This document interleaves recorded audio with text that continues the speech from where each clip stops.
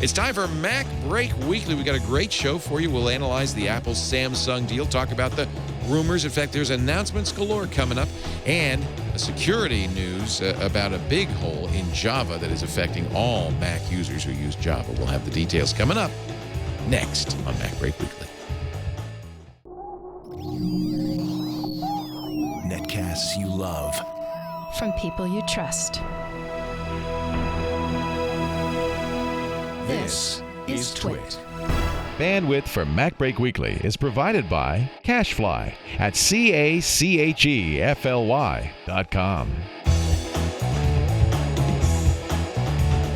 This is MacBreak Weekly, episode 314, recorded August 28th, 2012. It's made of cookies. MacBreak Weekly is brought to you by GoToMeeting with HD Faces from Citrix. All you need is a webcam and a click to turn your online meeting into a high-definition video conference. Meet with colleagues anywhere in the world, even from an iPad.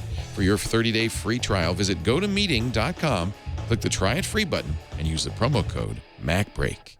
And by Ford. Ford invites tech geeks to join the conversation, submit ideas, and grab your Tech Geek badge at social.ford.com. And by the new Squarespace. Squarespace introduces a new content management system, making it faster and easier to create a high-quality website or blog. Plus, more than 50 new features, including mobile responsive designs with automatic device scaling. For a free trial and 10% off your first purchase, go to squarespace.com and use the offer code MacBreak8. And by Gazelle, the fast and simple way to sell your iPhone, iPad, MacBook, or Android smartphone from your home or office. Find out what your gadget's worth at gazelle.com. It's time for MacBreak Weekly, and boy, what a show we're going to have today. Talking about the latest Mac news. Joining me from his lair in the Boston area, Mr. Andy Ihnatko of the Chicago Sun-Times. I know it's confusing.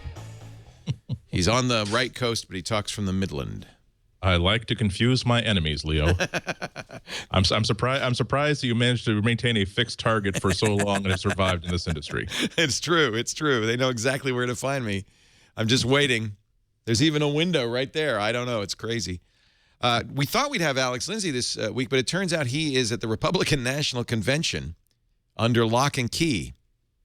So sitting in his place over in the on the right-hand seat, the ICEO is here from Throwboy.com. You're holding it wrong. You're holding it wrong. It's just a little Steve. Yeah, there you go. Don't fall over, Steve. That's a cute. Do you think he got in trouble for that? He was selling it, but it is sold out now. So. Yeah, it seems like about every year or so somebody comes up with a really cool craft project. There was a bobblehead, or at least a big head sculptural figure. Yeah. There was an almost creepily photorealistic doll that was available for all of 18 seconds. Yeah, and they tend not to last long. There's a reason why TFury.com puts their t-shirts on sale for only 24 hours, because that's about the window that they have before the people who own the rights to Back to the Future and RoboCop are going to get together and say, yeah. Well, this is it benefits the American Cancer Society. 10% of proceeds go to the American Cancer Society, and I think it's an homage, clearly, from Throwboy, who loves Macintosh. So. And it's cute, but it is sold out, so it doesn't matter. He's wearing a black turtleneck, blue jeans, and John Lennon glasses, and it's really adorable. I just really like it. It could be anybody. He calls it the ICEO. Could be anybody. I don't know. I mean, I'm sure it was done with love, but I imagine that if I had a famous father or a famous relative, I don't know how I'd feel about soft toys out there in the market. Yeah, I guess so. I don't. But I know it was done with love. Oh yeah, but you're right, and I think there are rules about that kind of thing. I don't know. If somebody wants to make a doll of me, I'm not going to get mad. You've thrown down the gauntlet.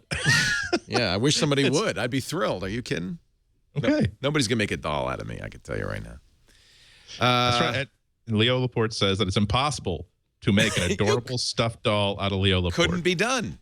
That his listeners are not clever, crafty, or creative enough to produce an adorable stuffed Leo Laporte doll, which then he would then totally put on the air and probably keep in the background of all of his shows for at least about a month, crediting always this awesome, awesome thing that one of his listeners and viewers did. Yeah, but nobody could ever do that. So Would never happen. Not in a million years. Never happen. Oh, you're going to bring me my puppet? Brian Hogg actually did do this. This is, Brian does he does Moss Puppet. And actually, I have a number of Leo effigies in my office. and any of them without like dried blood and like skewers in them. Hey, pal, you gotta every time a heart-shaped box appears. Hey. Every time a heart-shaped box is delivered to the Latios, it's like, oh god, someone else made an effigy of Leo and did a voodoo thing on them and stuck it inside a cartoon heart. Okay. One of these days, I'm gonna control my nail clippings because I tell you, people keep emerging here. You want to see the creepiest effigy of me that ever was made? This is a 3D model of me. Just bizarre. Wait a minute. My staff keeps bringing me effigies. I don't. Isn't that weird? That is just weird. And I'm eating the microphone. It looks like the microphone is coming out of your mouth. It is. I think this was. I did that apparently because this looks like it's taken from a picture. Everything is photorealistic, including the clock. Picture was taken September 21st at 1:09 p.m. Wow. On Tuesday. I think I was doing MacBreak Weekly. And then here's another one. This is this one was made by I can't remember his name, but he did. Oh, that's cute. Isn't that cute? I'm sitting on my ball. That's lovely. So you thought I was joking when I said there were a bunch of effigies. Actually, this one is I think this is crocheted. Oh isn't there a video game with crocheted? Kind of it is. It's like Lost, what is it called? Little Big Planet? Oh my God. Yes, by all means, let's get it's turned into QVC all of a sudden. It is. Now Leo we only have 50 of these. We're going to use Flex Pay. $29.99 a month for 30 months, and this could be yours. It takes over 30 hours by hand just to paint the hair. Just to paint the hair. Oh my! Is this really only $79? Well, I already said $79. Oh, I'm going to get fired for saying that, but we're legally required to stick to that price. I would snap these up. Andy, I think you actually might watch a little QVC there. Looks like you're watching the Knife Show, actually. Well, I'm a guy who for many years worked until 3 or 4 in the morning in a home office without any cable TV. Yeah. Every call that comes in, every hand that goes up, $19.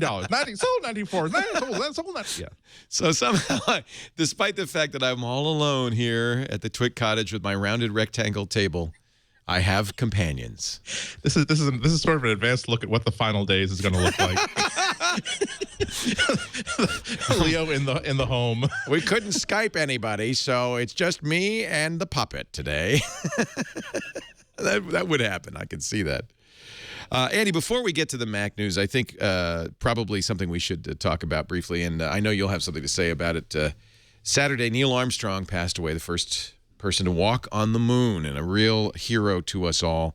He was 82 years old. There was a great quote, I'm going to see if I can find it, about him being really a true engineer. And, he was, it's interesting because the personalities of the two men who first walk on the moon, Buzz Aldrin and Neil Armstrong, were so very different. I've interviewed Buzz Aldrin. In fact, we have a show with Buzz Aldrin on our Futures in Biotech. Fascinating guy, really interesting guy.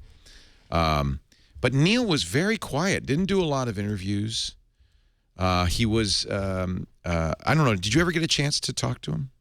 Oh, never. And boy, would I have jumped at that chance. Me too. But the thing that I think made a lot of people respect him, among the plenty list of things that you respect him for, is that it's not as though I'll be upfront. If I walked on the moon, I would be a total blank about it for the rest of my life. Yeah. It would be, I would go to Starbucks. Yeah. Say how much is the medium chocolate milk, hot chocolate? Oh, that's $4.25. Oh, is there a discount for someone who's walked on the frickin' moon? I would use that to try to win every single argument. Every time I check in for a flight, I'd ask for, hey, I walked on the moon. Can I get a first class upgrade? I would be a jerk about it. Neil Armstrong was more like, that was the most wonderful thing I did. It was time for me to move on to the next part of my life, because you can't be, there are very few people who can be like a 58-year-old astronaut. That has been done. Alan Bean who was the lunar module pilot on Apollo 12, was actually a lot of those guys wanted to stay in to like even fly the space shuttle. So he actually commanded a Skylab mission. I think he test flew the shuttle. It's amazing that the fact that he quote disappeared is only a reflection of the fact that so many of us wonder, if you were an astronaut, why would you ever leave that life? So he didn't really disappear. He just led a normal life. He was at engineering conferences. He was there at sort of fraternal social organizations involving professional flyers and professional test pilots. He was always there. He just didn't feel the need to always be up on a big stage having everybody tell him how fabulous he was. So, I mean, start to finish, just what an example for everybody. He, one of my favorite quotes from him, "I am and ever will be a White Sox pocket protector, nerdy engineer." One of the most inspiring guys. Here for those who want to relive it. I'm sure there's been many opportunities on TV to do so. His first steps on the moon. It's one small step for man, one giant leap for mankind. Oh, that looks beautiful from here. It has a stark beauty all its own. It's like. I'll never forget it. I was 13 years old. I remember watching this. I watched every moment of it, from the launch to the landing of the lunar module to the first steps on the moon. And I think for a lot of us, it was the kind of the inspiration that got us into science and engineering and technology. And certainly most of the technology we use today is a descendant of the technology and the inventions that were created for that amazing space race. Now, do you think that there's such a difference between the way that kids grew up with space exploration in that generation and the way that they're growing up right now, where they're no longer the sort of, oh my God, a man has landed on the freaking moon, it's finally happened. They're not; those moments are in the past. But on the other hand, I think a kid has never had more power to simply pull up as much information about an ongoing space exploration as they want. There's never been so much access to so much historical information and even present information and information about future flights. I mean, there's a reason why I like anybody. I like the space shuttle. I like crewed space exploration, but I don't feel as though we've been cheated out of the cool stuff by virtue of the fact that you have the Curiosity rover, you have the Soho station, you've got all these spacecraft that are out there sending back information and pictures that you feel as though you can actually explore things yourself instead of just getting the day off from school to watch a moon landing was probably pretty cool. But I hope that the kids today get as inspired by all this as we are, because I tell you what, it was because my generation was so inspired by those things that I think we have a lot of the stuff that we have today, a lot of the technologies that we have today. And I hope that the kids today are equally inspired. Curiosity was an amazing moment, really an amazing success, engineering success, NASA success. So, I just wanted to make sure that we acknowledged the passing of the Vasco da Gama of our era. Yeah. A great explorer and a hero. I gotta say that I've always loved that image of. There's still a lot of the Apollo astronauts. They're still around. There's still a bunch of them around, and just there's these. You can be at a Dunkin' Donuts, seeing what you think is just this like very sweet-looking 78, 79-year-old man sipping a coffee and having a crawler. Not knowing that he walked on the moon. He spent 2 months on Skylab. Oh, that person actually actually was part of the Apollo Soyuz project in which a Russian, a Soviet, and American spacecraft docked in orbit, and they had vodka in love. Oh, that guy who now spilled his coffee and is cursing and dabbing at his shirt is actually one of the most remarkable men who's ever lived. Interesting. Truly incredible. And I read an article that said that there are fewer than a dozen men who have walked on the surface of the moon, and they're all in their 70s. And bit by bit, the time will come when there will be no human alive who knows what it's like to step on the lunar surface. We got to fix that. We got to change that. All right, moving on to the Macintosh. And, of course, this was a huge week. I thought this show we would be perhaps saying, well, the jury will be in any minute now in the Apple versus Samsung case. And they shocked us. I had to rush in. I literally rushed in on Friday afternoon so that we could cover the reading of the verdict. The jury came in after 3 days, a 3-week trial, 109 pages of jury instructions, an immensely complex 33-question, 20-page verdict form. And, you know, to all intents and purposes, it looks like the jury just, in fact, when they talked to the jury, it seemed as if the jury from day one said, this is obvious. Samsung copied Apple in every respect. Not interestingly, not on the tablets, but in every respect on these phones. And we're going to punish, I think was the words of one of the jurors, punish Samsung. They end up awarding Samsung more than $1 billion. We've talked a lot about this by now, of course, on the day of the verdict and then on TWiT on Sunday. But I haven't heard from you, Andy. What's your thought on the result? I thought that a verdict in favor of Apple was inevitable. The only thought in my mind was, is it going to? If you're evaluating the question that did Samsung's first generation Android phones copy the iPhone, it's not a question of yes or no. It's a question between yes and hell yeah. And then because I have a Samsung Galaxy S, like the first generation phone, actually in my office in my library, and you put this next to an iPhone, and anybody who tries to claim that no, they just happen to design a handset, and they just happen to, I suppose there's some surface similarities, but no, those things are going to happen. No, it was a clear ripoff. A lot of the interface also a clear ripoff. I am trying to taper down the things that I say about the Galaxy S3, but this is germane here, that even when Samsung created their own version of Siri, oh my God, they copied the interface down to almost the very last pixel. You're just like, please don't make me have to defend you, Samsung, because you're making it awfully hard. And then when you get down to the way that the case is going to be presented, where they can't just in a perfect world, you could simply hand a juror, here is the iPhone, first generation iPhone. Here's the iPhone 3G. Here is the Samsung Galaxy S. You tell me which one was copied from what, and then that would be the end of it. Instead, you have to simply say, we're Apple. We own these following patents. Here's the paperwork that proves that we own it. Here is documentation that proves that Samsung phones have these features, point for point for point for point. Either way, whether they went at the left brain or the right brain analysis, you knew that Apple was going to win. I didn't think that they would win quite so overwhelmingly. It also remains to be seen exactly what the far-flung impact of this is going to be. I was very, very concerned about an Apple win, because remember that Apple has spent the past year and a half trying to get injunctions internationally against every really good Android phone that's out there. That anything that's made a big splash, as they've been trying to get it restrict its sale wherever they can get that done. So my worry was that as soon as they got this positive verdict, that immediately tried to say, okay, well, we've proven that Samsung has stolen our phones, but now we're going to seek injunctions against pretty much the whole board.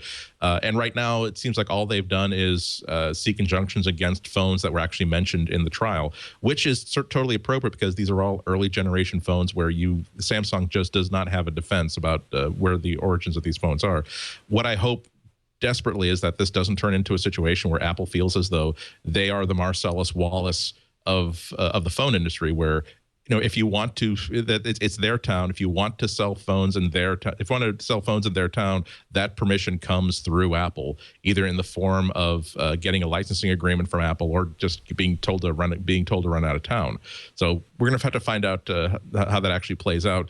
Again, I wrote a piece. Unfortunately, these are times when you really do wish that you didn't have print deadlines to butt against, just like you. I mean, I was not expecting a verdict by the end of the week. I really thought that it was going to be about a week and a half, 2 weeks by the end of this week, for them to really go point for point for point. Because it's not just, when you follow the jury instructions, it's not just to create a good verdict, but also to create a verdict that's going to stand. So if they came back out after 24 hours, that's pretty much begging Samsung to say, okay, they couldn't possibly have processed all of this stuff. We want a new trial.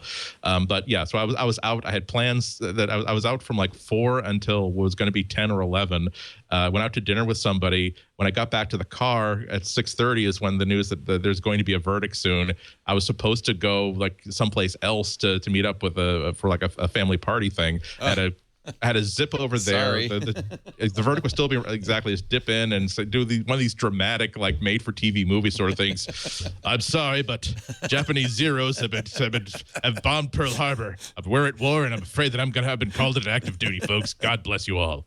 That's the closest thing a tech journalist has to that. Exactly. Well, because we're usually not, we're in a shooting war in Afghanistan. It's like no. So a multi-billion-dollar company suing another multi-billion-dollar company on a product that's made about a couple $100 million. But yes, I have to stop what I'm doing right now. So I had maybe an hour or hour and a half to read everything I could about the verdict and write 600 words for print. Everything that I said in that column was pretty much true. I did say that I would have nuanced one point more. I said that given that Apple was asking for $30 in licensing fees from Samsung for each one of their phones with discounts to be applied, I wondered that if this does happen, certainly whether it's a direct markup to the consumer or an indirect one, I'm certain that this is going to be more expensive. More expense for the consumer. Had I had a little bit more time, I would have nuanced that a little more. It's possible. It's certainly. I certainly don't think it's not a possibility. I certainly don't think it's something we shouldn't be thinking about. But I certainly shouldn't have said that it was likely. But the other point that I made that still sticks with me is, it just got the smartphone industry just became a much more dangerous place to operate, because it's not just the case of creating a phone that's a complete knockoff of the iPhone, which again, that's what the Samsung Galaxy S really was. It's also, there's so many basic patents that Apple has about anything that you can do with a phone, that was from the most logical to things that have been predating actual touchscreen phones since the mid 2000s. I'm looking at these patents. I'm looking at these things that Apple is asserting. It's hard for me to think of a device that really, even devices made 2005, 2006, that would be kosher according to Apple. So we can only wait and see what shakes out from this. But the worst case scenario is that you can't develop something with rounded corners, because Apple says that anything with rounded corners is an Apple design. You can't have you can't interact with a touchscreen device the way that you think that a touchscreen device would naturally be interacted with. I mean, things like tapping, what happens when you double tap, what happens when you tap and hold.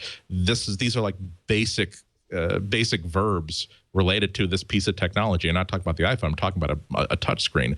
And if I have concerns, it's because I think about what would have happened if all this had happened in the early 80s. That, well, we didn't invent the mouse, but we're the first people to patent the concept of the click, the double click and drag, the click and drag. And now if you make any sort of device that does that, you're going to have to come talking to us and our lawyers first.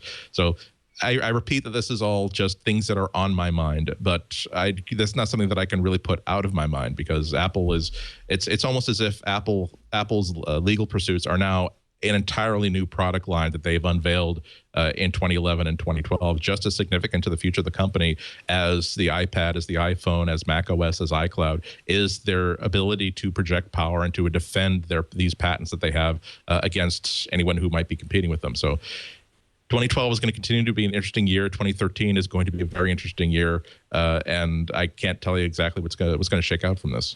Yeah, I mean, well, one thing we know, lots more court dates. Yeah. I mean, this is far from over. Yeah. I guess the best that you could hope for out of this would be perhaps that Samsung and other manufacturers would say, okay, well, let's see if there's another way to do this that would be as good but would not infringe. Yeah, and that's absolutely true too. But it's hard. Like I said, looking at reading all the documents that Apple presented during the case, dating the most critical one to my eye being the licensing agreement, the proposed licensing agreement they sent to Samsung in 2010. It's hard to identify a device that would really pass Apple's smell test. And the example that people keep coming up with is the Windows Metro interface, the Windows Phone interface, the Windows 8 interface, the Windows Surface look and feel. And that's very, very true. It's unique, it's distinct. It doesn't have zero intersection with the way that the iPhone and the iPad work. More importantly, I think, the reason why Microsoft is untouchable is that they already have an agreement with Apple that says that devices that we're making are perfectly okay with Apple. So that's the difficulty that I have. If everything that you want to do, even if you have no desire to imitate the iPhone or the iPad, you now have to make sure that you talk to Apple and show what you're doing to make sure that you're not going to get sued by them. Or more to the point, that they have these patents. These are real patents that make sure that, yes, we have a button that interacts with a finger when it's pushed. And yes, we have a list that scrolls when you go like this. All right. If we give you $1.10 per handset, is it okay if we make a device that works exactly the way that anybody who developed this device locked inside a closet since 1968 would make this device work? So I mean, you like innovation, but when you get down to it, I think that very few products are 100% innovative. I'm writing a follow-up. The piece that I wrote on Friday has gotten, let's say, a lot of play and has inspired a lot of discussion. So I'm being very, very careful and precise when I write the follow-up, which hopefully will be filed today and should run tomorrow on the Sun Times site. But it's hard to even pick up the first generation iPhone and not see features and user interface elements that were present in previous phones, like 2 or 3 years earlier than that. And again, I look at this iPhone and I wonder, if the iPhone were created in this exact same environment, could they simply say, could they put in something like a scrolling list? Could they put something like a mechanical button that takes you instantly from wherever you are into the application launcher? Could they have a row of static icons that represent the most frequently used features of this device?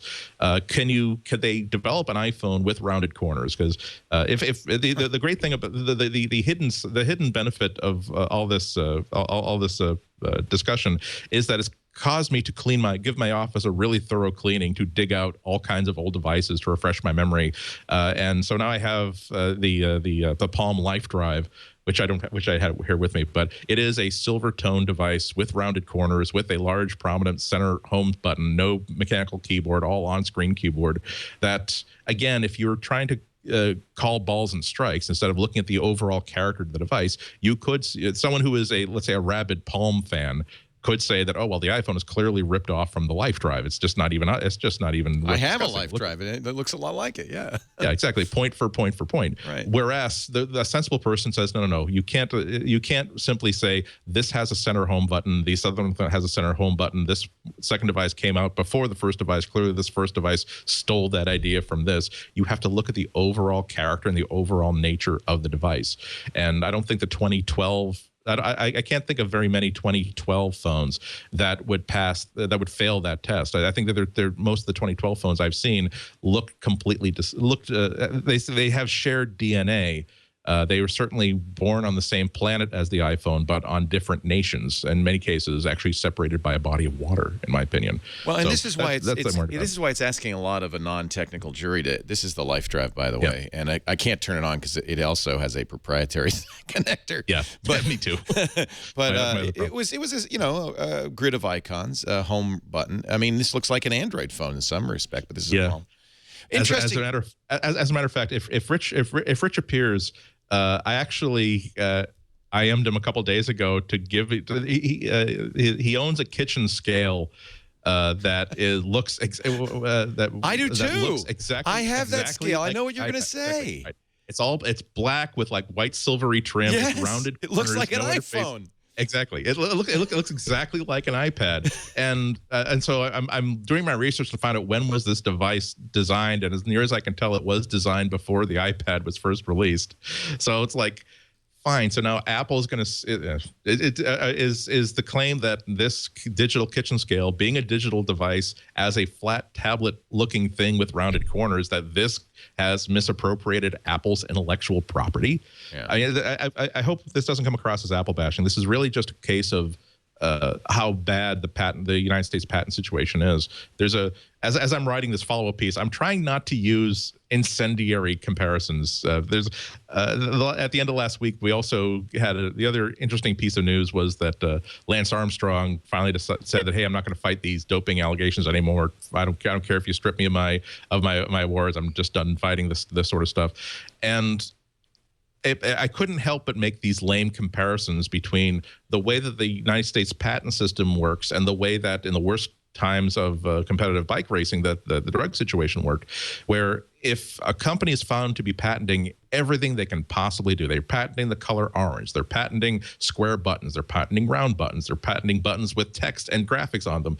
It's not because they're being jerks, they're trying to take over the entire industry. It's because it's the only way to compete in a world in which everybody's patenting everything. And if you do not have intellectual property on the things that you design, the thing you're designing becomes vulnerable. It kind of seems like the situation in a lot of competitive biking, as people have been trying to explain to me, that it's not if you're doping, it's not necessarily that you're trying to get an advantage over everybody else. You are trying to establish parity with the 40 other people in this 100-man race that are also doping. And if you want to actually be able to compete and actually survive, you have to do this thing. It doesn't I'm not using that analogy in the piece because it's not very accurate, but I couldn't. It helps to illustrate the difference between a company that acquires a huge library of patents because they're intending to be bullies, and the people who are just simply smart enough to know that this is the world this is the business that we have chosen, as they say in Godfather 2. This is the way that you have to do business in the 21st century. Do you think? I mean. Of course, people complain about software patents, and a lot of these were not exactly software patents; they were design patents. But do you think maybe that the problem is not so much that you can do that, but that you can do it for 17 or 20 years, and in technology, that's forever. That's effectively forever. What if these were 1 year? I mean, the point of patent law is, in return for you telling everybody how you do this amazing new cotton gin, you get the rights to it for 17 years. And then, after 17 years, you've presumably recouped your investment in inventing the cotton gin, but now the world benefits because everybody can make a cotton gin. The problem is that in technology, that still holds. It's just the time frame is too long. What if it were 17 months? Yeah, I mean, even when we're talking about these phones that Apple wants to get restrictions on, these are already just ancient as hell phones that... These are the ones they want to ban. The Galaxy S2, the only reason that's still around is because people like Cricket and Boost Mobile, the low-end guys, are selling it, the Showcase, the Droid Charge, the Galaxy Prevail. I had to look up so many of these. They're basically burners in almost.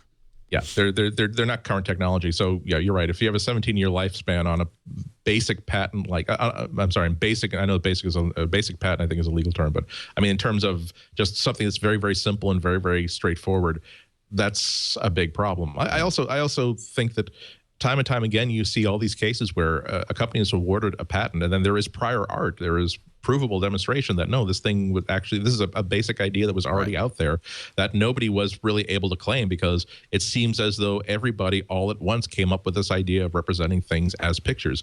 When you look at for instance, the development of the first Macintosh,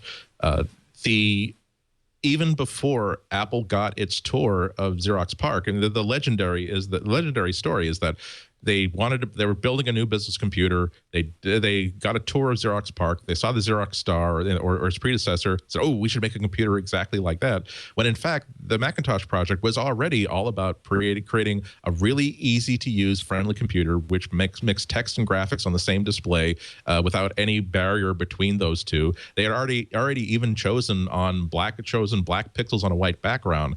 The demonstration they got at Xerox PARC was the fact that they had the Xerox had this device that incorporated a lot of ideas that were already floating around for a few years before then. And there's a lot of innovation, a lot of new ideas that Xerox threw in there, but it's not as though this thing never existed. This basic concept never existed in any form outside of Xerox. This is just a concrete example that they can take a look at that would give them an idea of how such a machine would work. I mean, it's really hard to see the source of an idea and demonstrably prove that not only did I originate this idea, but anybody else who had this idea could only have gotten it from me.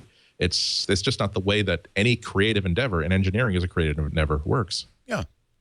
Sir Isaac Newton said, "If I have seen farther than others, it is because I have stood on the shoulders of giants." Nobody in the world invents in a vacuum. So I thought an interesting article by Farhad Manjoo, who writes for Slate. He wrote this for Pando Daily, in which he said this perhaps was an intention. That's actually not the article, but it was I can pull it up. It was an intentional decision by Samsung. He said in 2007, when the iPhone came out, companies were faced with really three choices: ignore it, which is what RIM did, and Nokia did. Okay, maybe that strategy not so good. Strategy 2, which would be the pure strategy, is beat it. And he says that's what Palm tried to do with WebOS, another failed strategy. He said Samsung took the third road, which was to look at it, and this is, I think, what the jury found was most damning, was that email from the Samsung executive who said, "We have a crisis of design. The iPhone is better than everything we do," and it appears they made the conscious decision to copy it, and that this $1 billion fine is just the cost of doing business. They've made $21 billion in that time on their phones. So it's just a price. It was like R&D costs. We'll copy the iPhone. And what's interesting, and I think this is also true, and Manjoo makes this point as well, that was how they got into the business. they have moved quite quickly beyond that, and newer Samsung phones, the Galaxy Note 2, which comes out tomorrow, are clearly not iPhone ripoffs. They are unique and in some ways best to the iPhone. Yeah. The other example here is that when a new device creates such an instant sensation, the desire to create a device like that isn't just simply the desire to create a device exactly like the iPhone, to copy the iPhone, or to create brand confusion in the marketplace. When a device comes along like that and is an instant huge success, that tells a company something about the consumer's expectations and desires that they did not know before. And if they simply say, we're going to pretend that we don't know this new information, we're just going to go move on ahead. It's the same reason why the BlackBerry was a huge success when it took off. And after that, so many phones copied the form factor of the BlackBerry because it taught everybody something about phone users they didn't know. The Trio also was a big leap forward, led to people imitating it. That's right. Because it also taught these companies something about consumer expectations that they didn't already have. And you can say naughty that you decided to make something that you decided to make a color screen with a thumb board underneath it, just like this previous device. On the other hand, I think it's reasonable to say that what are you going to create a device that leapfrogs the iPhone before you learn any lessons from the iPhone? I don't think that's really reasonable. There's no reasonable expectation that's going to happen. Yeah, it is a signal from consumers. Yeah. This is something. I'm about to get on a rant, so I'll stop there. That's just that I've been reading a lot of these arguments and just wondering. Okay, so someone comes out with a car with 4 wheels. So now nobody can make a platform with 4 wheels on it. You have to make a platform with 5 wheels just to make sure that you're saying it's different. Or you have to make the wheels triangles with treads just to make it different. Or do you simply acknowledge that this works extremely well? It's extremely successful. People are responding to this idea of an inexpensive, usable, and gas-powered machine that has a really good reliability and good range, and simply say, now we have to make something like that because that's the consumer base that we now live in. I mean, anyway. The first draft of this follow-up was 5,000 words, and I said, okay, now I have to actually delete all of that and start all over. This can't be a 5,000 word thing. It is complicated, and I think it's a fascinating subject. I don't know though, and after it's been painful going through this process, but at the end of the day, I'm not feeling too bad about the process for either company. I almost feel like this is how it was supposed to work, that Apple got made whole. Samsung is going to pay $1 billion, but that's not going to break the bank. They're going to move forward. And let's hope that we continue to see innovation from. That would be the only thing that concerned me, that this would have a chilling effect on other Android phones, and I don't think it's going to. We're going to take. So anyway, Rich is ready, by the way. We can get Rich Siegel on now, and we also have Rene. Speaking of Rich, Rene Ritchie is joining us from iMore.com from Montreal. And actually, it's good timing because iMore has been absolutely, in this cycle, the leader on iPhone rumors. We are going to stop talking about Samsung, which is going to give some people a real breath of relief. And we're going to move on, and we'll talk about the new iPhone. Motorola. Yay! Yeah, by the way, the lawsuits, these are not going away. I hate to tell you, and we have to cover it. And Motorola/Google is suing Apple now, and so this is going to continue on for some time to come. And this is just, what I found interesting. We had Nilay Patel from The Verge, who is an attorney, on Sunday, and he said it just doesn't get coverage. This is kind of a way of life in many businesses.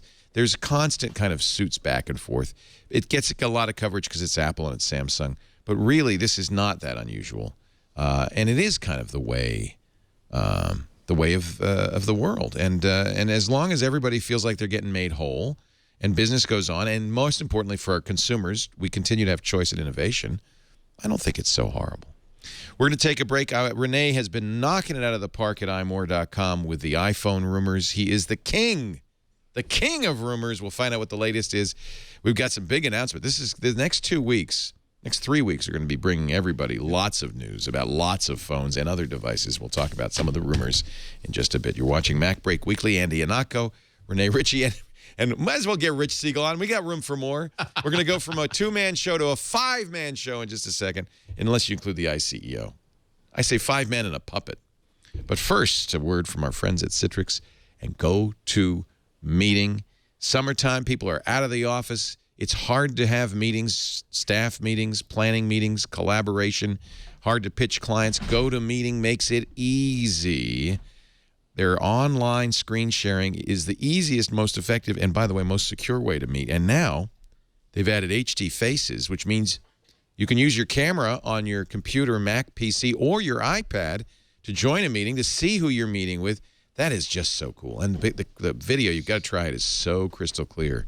They've really figured this thing out. We're actually talking to them about using this instead of Skype because it really looks so good. I want you to visit gotomeeting.com and look at the features. See if you might want to use this in your business. If you do, 30-day trial awaits you. Just click the orange Try It Free button. The promo code for our show is MacBreak. So click the Try It Free button. Click the promo code link there. And just do me a favor. Type in MacBreak so that we get credit for that. And you can try it free for 30 days.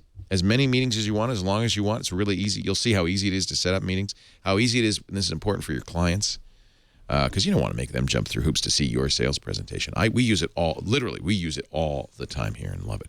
GoToMeeting.com, offer code is MacBreak. Rene, unless you're champing at the bit to say something, all right, I'll give you one paragraph on Apple's Samsung, Rene Ritchie. It's a nascent industry. This stuff is all still shaking out. There'll be a lot more patent suits, but hopefully some resolution, and the entire industry can go forward unencumbered by innovative blocks, by either theft or by litigation. There you go. That's the right answer, by the way. And terser. That either Andy or I could manage. But I think that's right. It's a nascent industry. I hope we get software patent reform. These are clearly too long of a term for software patents. Actually, we've got a guy who might have something to say about that. Rich Siegel is very well known in the Mac developer community, the creator of bare bones software, Yojimbo, their database program, and of course the single most used text editor on the Mac platform. In fact, I just downloaded the latest version of BB Edit. It gets better all the time, and so many programs and websites that you use were created in BB Edit, and this is the man who created BB Edit. Rich Siegel, thank you for joining us with your, is it a macaw, a parrot? This is Bruno. He's an African gray parrot, and thank you for having me. So your take on all of this, and in particular on software patents. Oh, that's a delicate issue, isn't it? Yeah, because on the one hand, you'd like to protect your software patents. Do you have any patents, Rich? No, I don't. I know some folks who do, but... Why don't you? Well, personally, I consider software to ride that line somewhere between art and engineering. And it's a copyrighted work. It's, in some cases, you could argue a work of art. And most of the time, and I emphasize most because it's not all of the time, but most of the time, software processes are really more like math, and they're not something I would personally consider to be patentable. Now, right now, there are probably howls of outrage from people who have software patents or think otherwise, and obviously, everybody's got a different viewpoint on it, but that's mine. I think that's a reasonable viewpoint. And there's also, to me, there's the issue of term. Because after all, software ages faster than fish. I mean, it doesn't, to say 17 years, nobody can use Tap to Zoom for 17 years is not good for society. And the whole point of a patent is to not merely protect content holders, but also to move society forward. Well, right. The point of the patent, really, as I see it, is to give the inventor of a device or a process the ability to benefit commercially from it. And now that doesn't mean that nobody else can use it. If there's a patent on tapping to do something in particular, then okay. All that really means is that if you want to do the same thing, you have to do a license with the original patent owner. So there's nothing preventing anybody from doing the same thing. Obviously, if they knowingly infringe on a patent, like a trademark or a copyright, if you knowingly infringe on a patent, you're going to end up in trouble. Right. And I guess to Samsung, $30 a phone is not looking like such a bad deal now. That's a lot of money per phone. It is. If you it was look heavily at some discounted of though too. Yeah, if you look they at took some money of off for Windows cross license, and I think it ended up being $9 for a Windows phone, and for it was significantly less than $30 after all the discounts. It is said, no one and knows if that you can look at Microsoft gets $5 on every Android phone sold. And if you look at the cost of goods sold for any given phone, you'll find that $30 is a significant fraction of that. Right. Yeah. More than half, probably, yeah. Supposedly, the breakdowns that I've seen is depending on the model of the Samsung phone, that represents anywhere from a quarter to about a half of the profit they have on each device. So that's the judge busted her butt to get the two together. Twice she demanded that the CEOs talk, was not able to get a settlement. Maybe now both sides will inch a little bit closer to the center and we can get some sort of a resolution. But we're going to move on. I said we'd move on, and I do want to move on. But I'm glad we got you, Rich Siegel, Rene, Ritchie, Andy Ihnatko. Shock, and I'm going to let Rene talk about this one. We've been assuming, everybody thought their NFC near-field communications capability would be built into the next generation iPhone. It's something that a number of Android phones have. It is a great feature where you tap a pay point. We actually have little Samsung Tech tiles out in our lobby. If you tap a Nexus or a S3 against it, it goes and it checks you in on Foursquare. This is a nice feature that if Apple were to include it in the phone with their Apple Wallet, might really be a transformation in the way we pay for stuff. But Rene, you're saying, as of today, no NFC. What's the story? I never heard there would be NFC in it, but I never heard there wouldn't be either. And then Anand Tech wrote a piece about how the metal back, given the size of the glass radio panels, wouldn't really be conductive to NFC. And Jim Dalrymple of The Loop gave it one of his famous yeps. Which is industry jargon for confirming there's no NFC. But the thing with Apple is they don't really talk about technology. They talk about features. So they wouldn't say there's NFC in the new iPhone. They would say you can pay at JCPenney or Starbucks with your new iPhone. And that doesn't mean NFC. They already take payments at Apple stores using the Apple Store app. If they have Bluetooth 4.0 on these phones, there's a huge amount of connectivity they could do that way for mobile payments. It just means that they're not incorporating an NFC radio in this phone. Well, that's a big deal, though. Yeah. Now, so Anand's analysis is NFC antennas are big inductors, and they have to be fairly large, that create a magnetic field coupled between a host and peer device. So the antenna is a big coil of wire with as many wires as possible tightly wound together. In fact, this is true. If you put the tactile that we have on a metal surface, it stops it from working. It needs to be either on a non-conductive surface or in a special shielded container, plastic container. And the issue is that having a huge ground plane, in this case a unibody metal back case, in the way of the NFC antenna will degrade its performance. And based on where they're seeing the space for the NFC chip, and again, this is all based on these leaked pictures of what the body or the case will look like, they say that this would not work, that it in fact can't be an NFC chip. You need Fitz's law writ large for these things. You don't. If you have an NFC antenna, you don't want people having to put, a millimeter big square on a tiny millimeter square. You want a fairly large radius so that they can wave it and not have a bad experience or a frustrating experience. So you're saying that Passbook doesn't require NFC? Well, we know it doesn't because you can use it now. So Passbook would be a fantastic interface for mobile payments, but right now it's set up as a repository for tickets and coupons and vouchers. And Apple doesn't always move quickly. I mean, they set a lot of stuff up now that they'll realize in a year or two. So I think they've been predicting NFC in the iPhone since 2010, and it's always, maybe next year. So it just looks like this is the next. What's the technology that they use in the Apple Store? Is it a QR code? No, it's just the Apple Store app. You come in, well, how does it enter know your Apple Store password? They use a lot of the honor system, surprisingly. I mean, there was a kid got arrested the other day for walking out of an Apple Store with a product. It uses location-based. They have a lot of geofencing technology. I mean, it's a very roundabout way of doing what they're doing, but it's so far all they've been experimenting with. An Apple Store customer was arrested for shoplifting. He says, I was just trying to use Easy Pay's self-checkout. He's a New Jersey teenager who was at the Fifth Avenue Apple Store in Manhattan. He was arrested for allegedly attempting to shoplift a pair of headphones.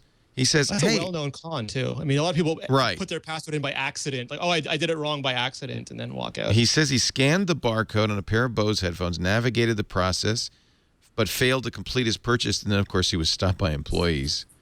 as he's going out, and he says, "Oh, I realized it still showed the Pay Now button, so you make sure you push the Pay Now button."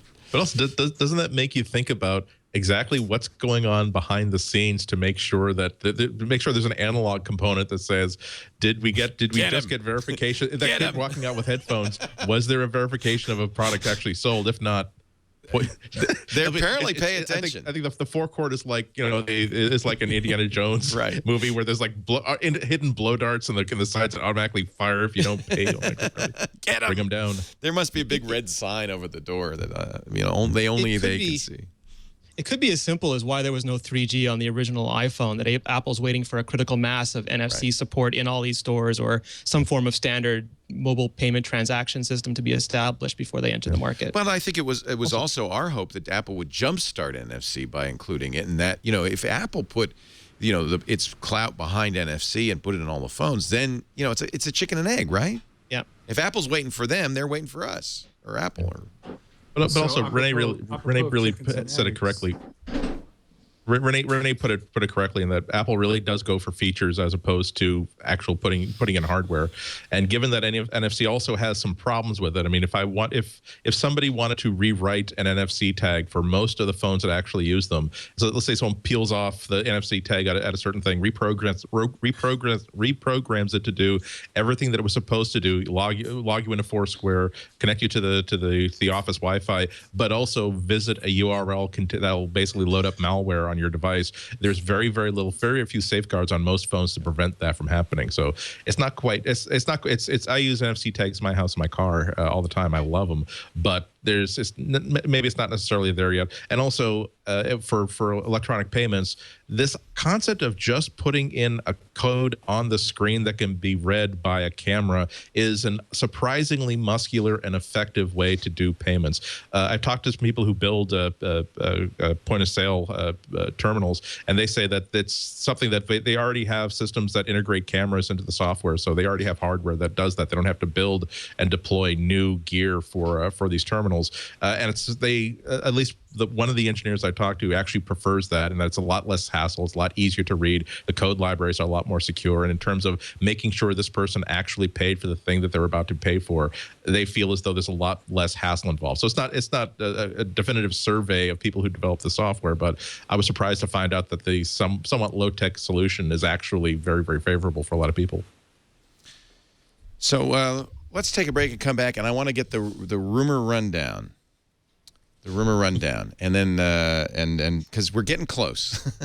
This is the silly season will begin tomorrow with IFA, the big conference in Berlin, where Samsung will announce Galaxy Note 2. And then I think September 5th, there's a Nokia announcement. There's a Motorola announcement. It's September the 6th. There's Amazon as well. Amazon. Is that the 5th? Or the 6th? I think the 6th is Amazon. Yeah. They're going to announce probably a new Kindle Fire. And then... And then I'm sure there's other stuff stuck in there. I don't even LG and everybody else.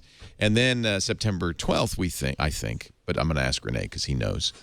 Or maybe Jim Dalrymple will just kind of materialize and say, "Yep." Why, Jim? I got to ask you. What is it about Jim Dalrymple that he is? He doesn't work for Apple.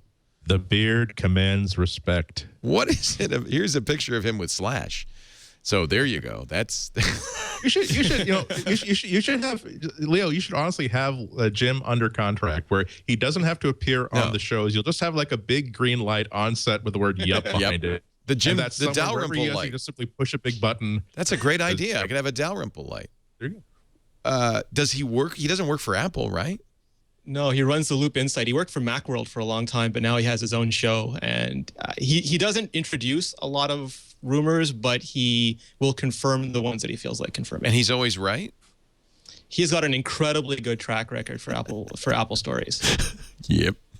He knows a lot of people, and he's got just unbelievably good connections, and he's got a perfect balance of well-connectedness and discretion. So he doesn't put a lot of stock in just sort of blabbing about everything he comes across. It's more a matter of, if he says something or confirms something, the odds are better than even, in fact, way better than even, that he has a primary source. Yeah. And they talk to him because they know he's not going to write the story. The worst that'll happen is he'll go, yep, or nope. Does he ever go, nope? He has on occasion gone nope. It had to be a pretty outlandish story, though. Nope. Yeah, in Rhode Island terms, Jim knows a guy.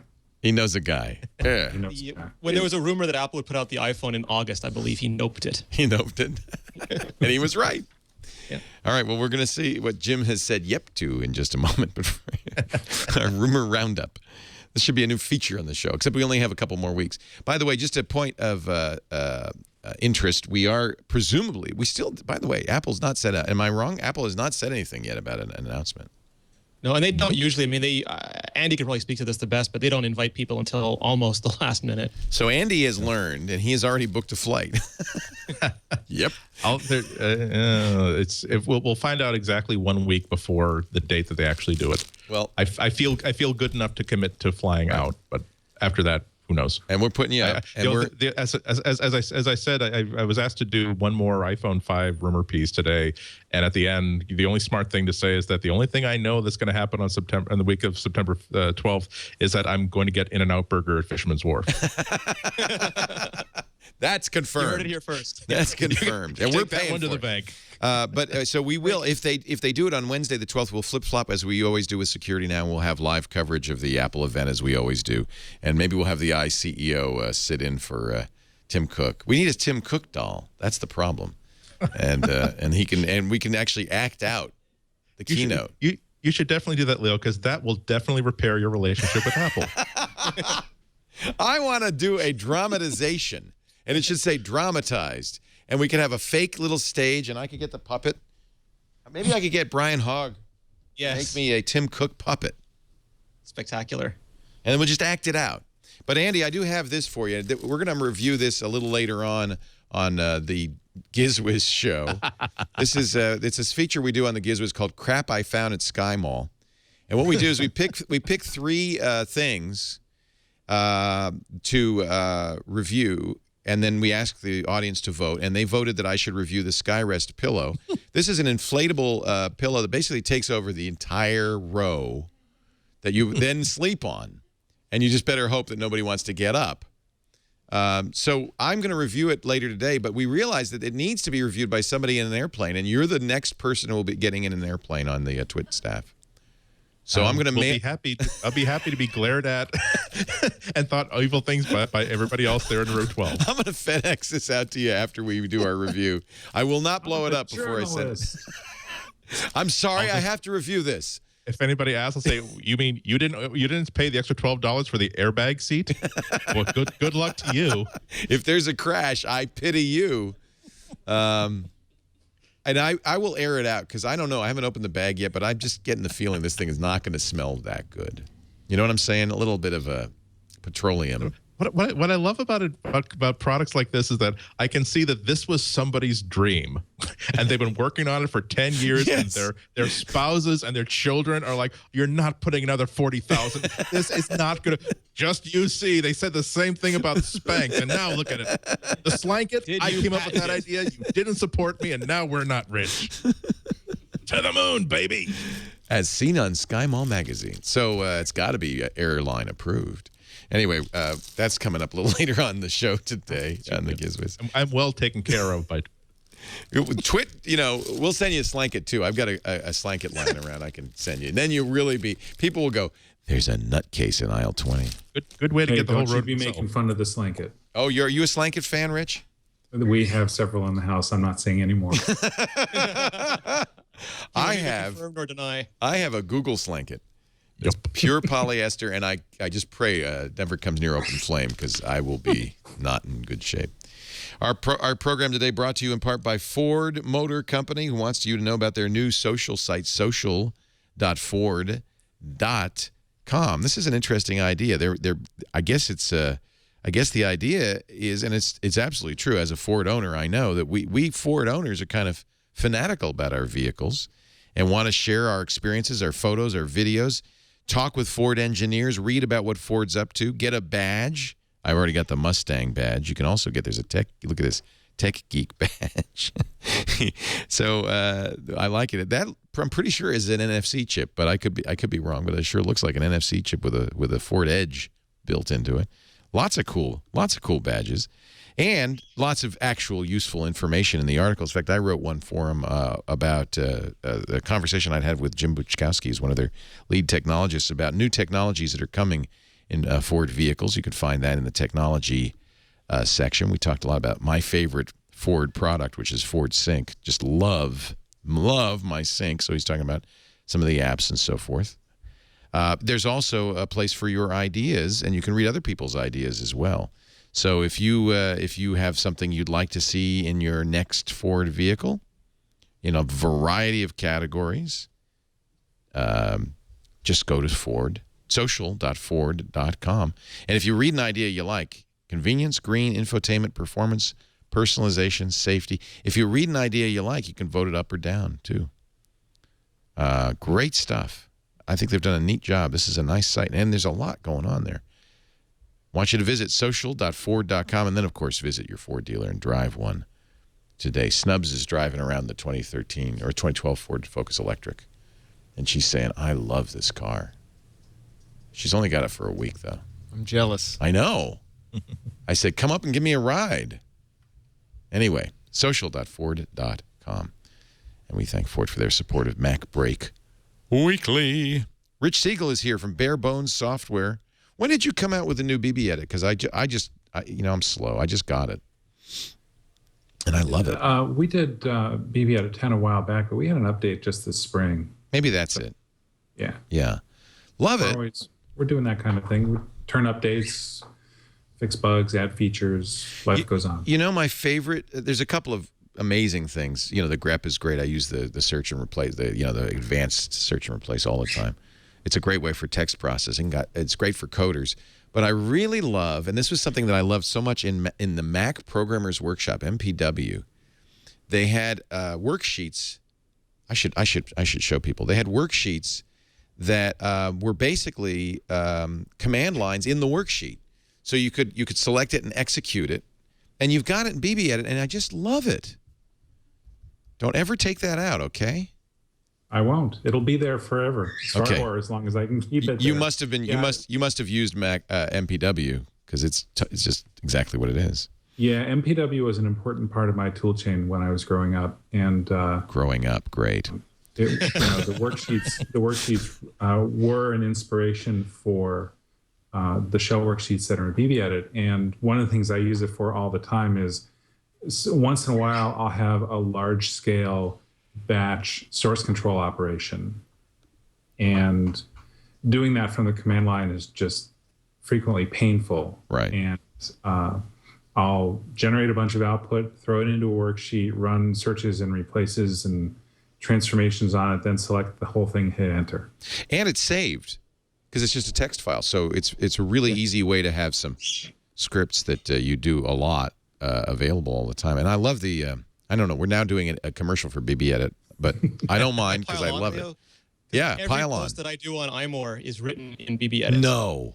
Yes, I live in BB Edit. It's the web stuff I do in Coda, but all the writing I do in BB Edit, and it's just phenomenal. I literally don't think there's anything it can't do. If I find a new feature there every month or so, it's just a standard occurrence. BB Edit, is there anything it can't do? BB Edit killed my dog. We get a surprising amount of that whenever there's an OS upgrade. Yeah, actually, I'll pile on too. I use BB Edit whenever I need a word processor that absolutely positively just plain works without any appearance of a spinning beach ball cursor. And so it's definitely the word processor I always use when I have to take notes during a phone meeting. It's always open on my desktop, and it's wonderful power tool. Here's to 20 years more. 20 years? Is it really that long? Yeah, 20 years. Wow. I'll show you this. I don't know. We shouldn't be going on and on about it. Show Unix worksheet. So this is just a text editor, right? But if you decide you want to execute a line or multiple lines, like I can do, this is Hello World.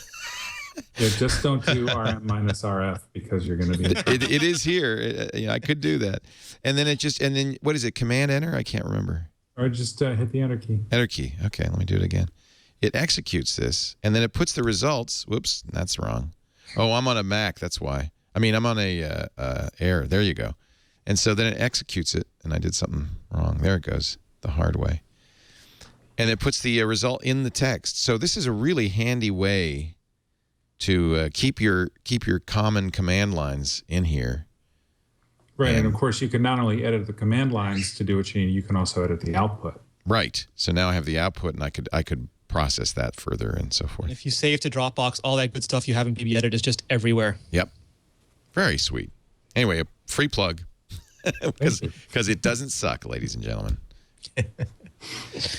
Moving along, let's talk about rumors. Little birdie told me. Oh, never mind. Oh, did he? He's talking to you right now. Does he know anything we should know? I don't know, Bruno. What do you know? Do they you go to the developer meetings and so forth, and so you can't talk about anything they tell you there, right? Right. Stuff at the developers conference, except for the actual opening keynote, is private.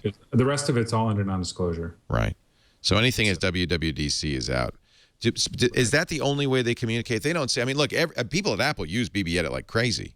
They don't go, "Hey, Rich, by the way, you might want to." You know, I know a guy, Jim Dalrymple. As with any large organization, you make friends in the company, and they're honest, and they stick to the rules, and they don't tell you anything that you don't need to know. So it's not like I can, fire up an iChat or pick up the phone and call a guy that I know there and say, "So what's coming with the iPhone? What's the story on that?" Nobody will tell me that any more than they would tell anyone else. But, every once in a while I might get a technical heads up on something like, we see that you're doing this. You might want to know that with the next version of the OS, if you make this code change, it'll work extra special better. And did Mountain Lion little things like that, which sort of, it's part of the professional collegial back and forth that you can have with not just Apple, but really anyone else. Did Mountain Lion change anything for you? Did you have to? Was that a big difference in any way? No, not a huge difference. There are some new features in the OS which we're going to begin adopting as they mature. Most of the really huge changes were in 10.7, right? But they've been refined and improved in 10.8. So we're sort of moving along with that. If you're just tuning in, no, Rich doesn't have a slide whistle. He has an African gray. I have two of them, and they're talking to each other. That's cute. I like it. All right, rumor roundup. Rene, Ritchie, this has been iMore's year in terms of amazing stuff. You've got great sources. What do we know? What don't we know about the? First of all, you seem convinced that there is going to be at least one announcement September 12th. Yes. We heard about a September 12th announcement back in July, and then Dalrymple said yep, and All Things D confirmed it, and other people have since heard likewise. So I think there's a very high likelihood it'll be September 12th, and almost certainly it'll be the next iPhone. It's about time for its product cycle. Right. There's so many parts being seen now. I believe that's almost nothing is certain until Phil Schiller holds it up on stage. But one step below that, I think we're at right now. Then John Gruber last week performs a thought experiment. I've been thinking, says Mr. Gruber on daringfireball.net, it makes more sense for Apple to hold two events. An iPhone event focused solely on the new iPhone and iOS 6, then the iPhone ships 9 days later, a date you seem to also confirm, Rene, right? Yep, absolutely. Then there's another wave of iPhone-focused attention as the reviews come out. Then, after it's all calmed down, in the first or second week of October, Apple holds its traditional music event, normally the iPod event, exactly along the lines of events of which they've been debuting the new iPods for the last decade. And it is that Gruber, in his thought experiment, submits might be where a mini iPad might be released. And then, oddly enough, the next day, John Pachowski in All Things D says, yeah, as a matter of fact, there is going to be two events. And then, in the loop, Jim Dalrymple says, oh, that Gruber. is a smart fellow. Is that a yep? Yeah, that's his alternate version of a yep. Smart fellow. It's an interesting backstory. We originally, back in May, we heard that there'd be an October release for the iPad mini. And then as it got into July, we started hearing that maybe Apple would do this one mega event and just kind of shock and awe or blot out the sun and release their entire product line. But now it sounds like the October event will be the iPad mini and the iPods. And I get the feeling, and this isn't anything I've heard officially, but I get the feeling that Apple might have thought that the Kindle Fire or the Nexus 7 would have been much more successful than it's been so far and require, more lead time so that people had an Apple alternative for the holidays rather than something else, and more aggressive pricing to match the $200 price point of those devices. But since they haven't sold in iPad numbers yet, there may not be as much pressure. So that second event, the other thing John says, it would be really nice if they announced a rewritten iTunes. I don't know if that's going to happen or not. Might that also be a content announcement? The day they announce their deals with the cable companies, maybe a new Apple TV or a set-top box application for Apple TV?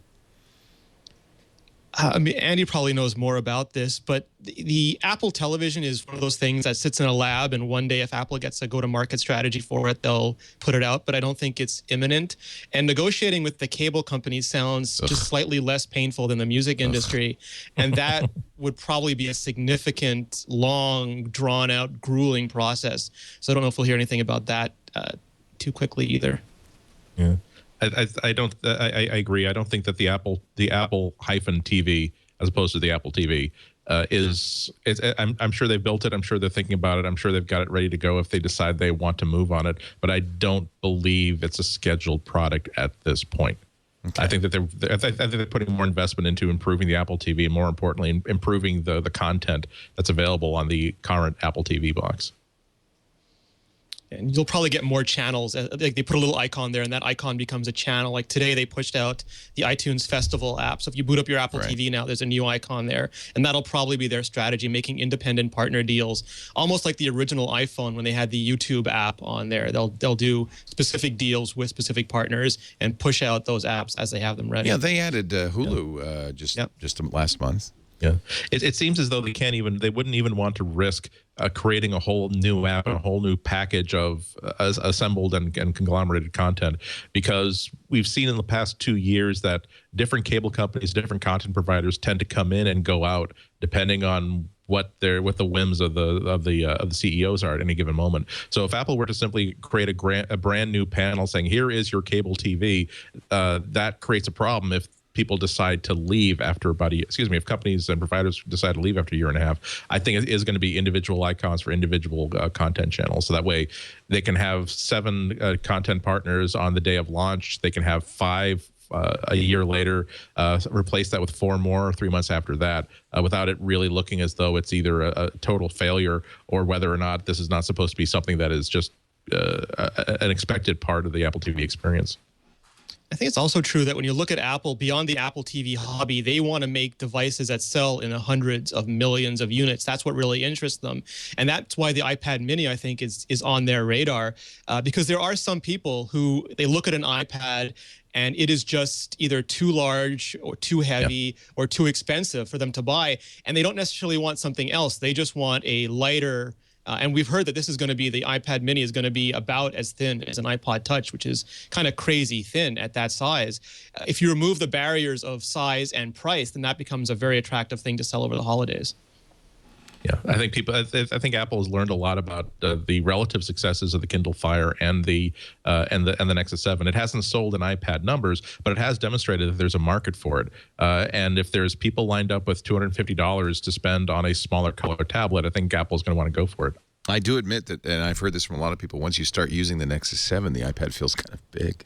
Yeah, that's extremely true. Also, I do think that the iPad 10 inch is definitely a next generation device where 5 years from now the majority of people's personal computers, like portable computers, could be devices exactly like the iPad. Until then, however, a 7-inch tablet makes a nice bridge device between people who have a notebook at home that they don't necessarily need to carry with them, but they want something with a little bit more firepower than just a simple Kindle book reader. So I think that's the sort of people that are going to be buying a 7.5 inch or 7.85 inch or whatever the size is of the new iPad.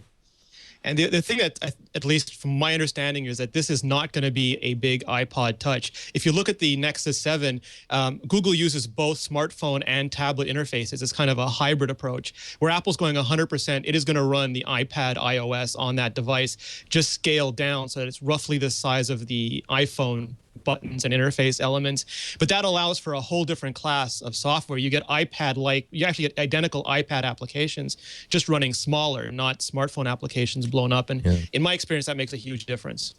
I'm a little bit curious if that's actually going to work out, because I've got two, and I'm not saying I disagree or I don't believe that there's going to be a scaled down interface. What I believe is that they're going to use the scaled interface the same way that they used the scaled iPhone interface on the first iPad, where it's completely compatible with all existing iPad apps. But the idea is that hopefully developers will start writing apps that are keyed towards this smaller display.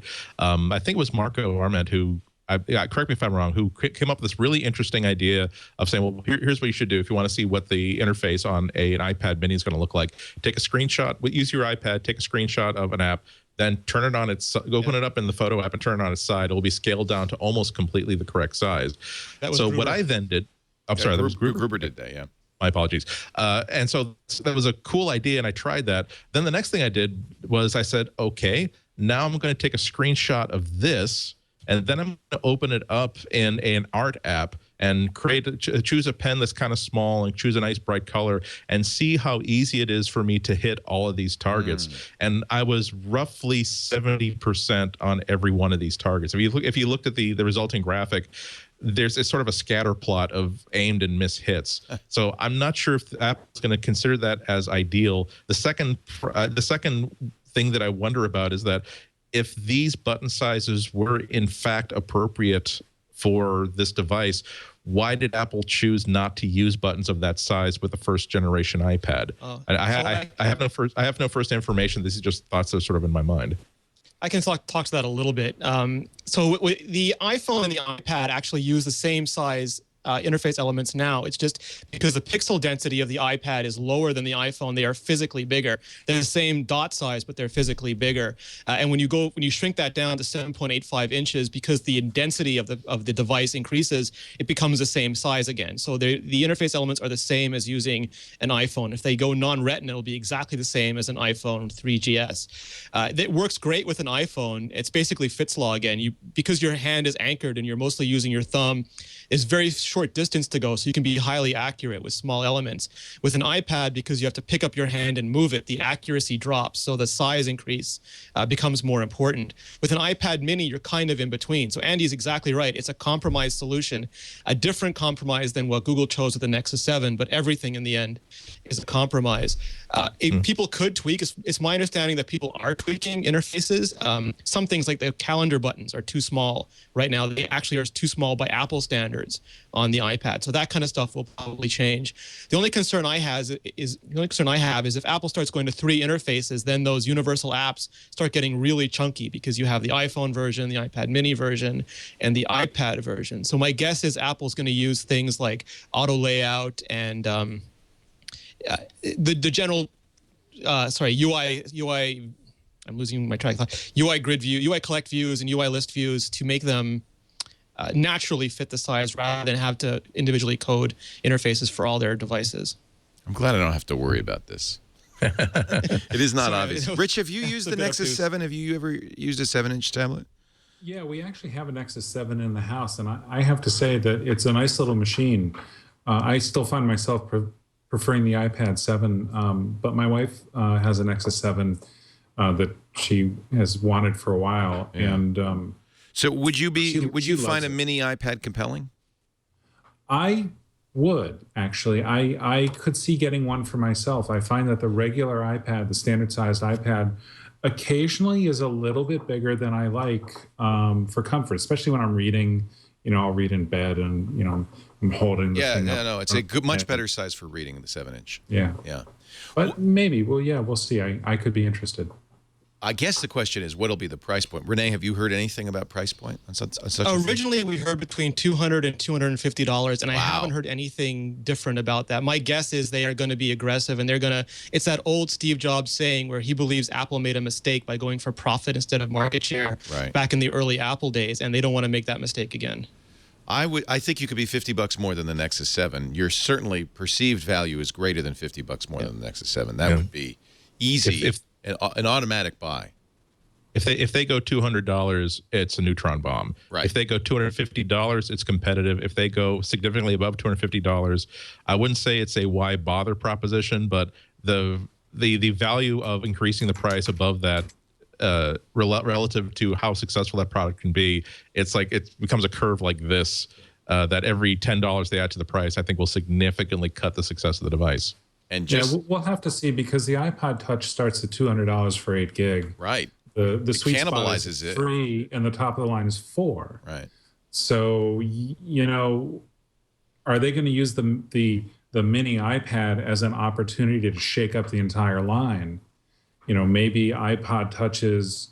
They say, okay, well, we're done amortizing our costs on that. Let's just cram the price into the floor, and make it an entry leader, and then the iPad Mini starts occupying those same price ranges. It's an interesting how low can they go question, and Amazon has to be asking this right now too, because if they're going to put out a Kindle Fire, they're not going to have the price advantage they had. The Fire was really a subpar product.